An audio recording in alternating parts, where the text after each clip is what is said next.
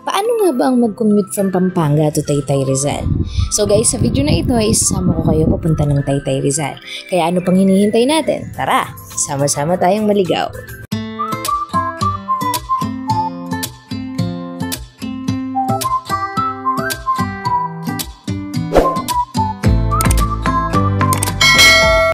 Ang una nga nating destinasyon ay ang bus terminal dito sa intersection San Fernando.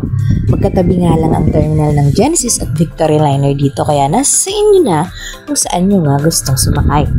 Sa Genesis nga kami sumakay dahil walang pang Avenida sa Victory Liner. Kaya naman kung pupunta kayo ng Avenida, dito na kayo sa Genesis Terminal sumakay.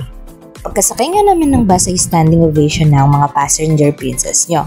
Normal na to lalo na kung iilan lang yung bus na available, kaya magbaon kayo ng sandambukal na plastic para sa number 1. Kung first time nyo pumunta ng Avenida at hindi nyo alam kung saan kayo bababa, well, hindi nyo na kailangang problema kasi dito bababa kayo mismo sa terminal kaya hindi kayo maliligaw.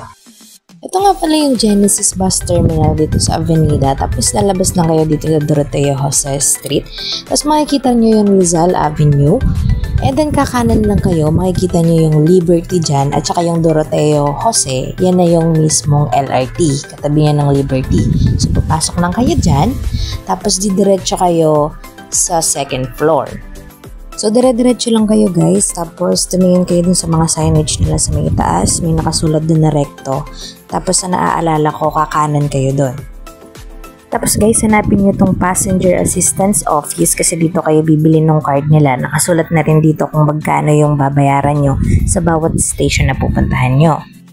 Tapos guys, pupunta na kayo dito sa third floor. Gamit yung card nyo, is-swipe nyo lang o didikit nyo lang dun sa may mismong bilog na blue.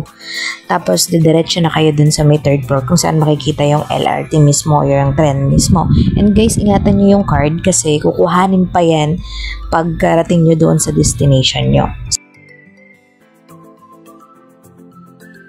So ayan na nga guys, napakaraming nag-aabang dito sa LRT dahil kapag naiwan ka, maghihintay ka muna ng ilang minuto bago dumating yung another na train. So parang paunahan dito kasi para makaupo ka. Kung ayaw mong nakatayo, syempre makikiunahan ka.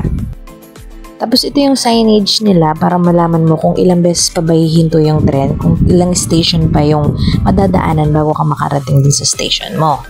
Siyempre, dahil first time makasakay ng LRT, edi enjoyin mo na yung view. Mga nagtataas ang buildings, pati na rin yung Zogo, at kung ano-ano pang makikita nyo dyan, guys.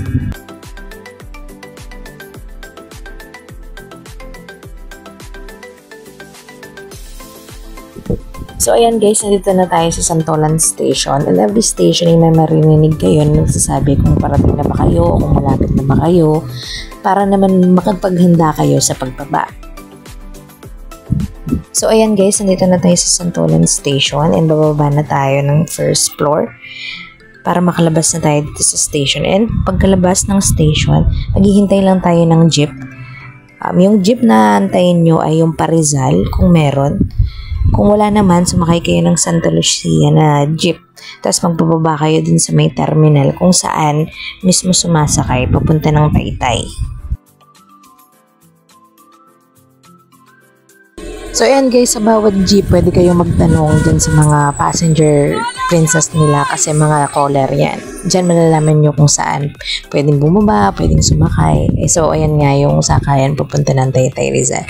So diretsuhin nyo lang yan, tapos may mga nag-aagang na ng jeep yan, tapos sabihin mo Taytay Rizal or Taytay Tiangge. So ayan, nakasakay na nga kami ng jeep papunta ng Taytay Tiangge and talagang dinayo namin tong sa Rizal dito sa Taytay Tiangge kasi nakita ko dun sa mga ibang vlog na mura nga yung mga damit dito and makakahanap ng magandang supply. Ayan, tingnan nyo naman itong kasama ko, tulog na kasi pagod yan sa biyahe. So ibababa kayo dun sa may Jollibee or dun sa Mang Inasal, sa may McDo, kahit ano dyan, pwede kayong bumaba. Pero bumaba kami dito sa may Jollibee. Tapos dito kami pumunta sa may overpass. Ito na, dito na pupunta yung sa may Taytay Tiangge. Dito na mismo. So, ayan kami. Pagod na kami dyan. Pero syempre, for business, kailangan tiyagain talaga. And finally nga, nandito na kami sa Taytay Tiangge. So, pwede kayong pumunta dito para bumili ng mga pangnegosyo nyo dahil dito napakamura talaga. So, ayan guys, meron nga rin pala akong vlog Dito sa may Taytay Tiangge, habang bumibili kami at naglilibot, makikita niyo yung mga prices, kung ano yung mga pwedeng bilhin, kung gaano kamura. Ayan, dala-dala ko na yung mga pinamili namin na ibebenta namin through live selling. So, kung pauwi na kayo, same process lang guys. Kung ano yung sinakyan mo papunta, yun din yung sasakyan mo pauwi. Sana hindi kayo maligaw. Salamat!